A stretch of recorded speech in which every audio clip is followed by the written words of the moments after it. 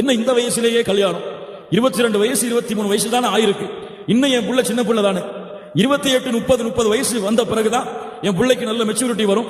என் புள்ள ஒரு தரத்துக்கு வருவான். அப்போதான் கல்யாணம் பண்ணணும். அவனுக்கு 10 வயசுல தங்கச்சி இருக்கு. 22 வயசானாலும் இன்னொரு 10 வருஷம் பொறுத்தாதான் தங்கச்சிக்கு கல்யாணம் பண்ணி கொடுக்க முடியும். அதுவரை இவன் காத்திருந்தா பிரச்சனை இல்ல. அவனுக்கு என்ன அவ்வளவு அவசரம்? இருக்கட்டுமே கல்யாணம் முடிக்காமன்னு சொல்லிதான் இல்ல மஷா அல்லாஹ்.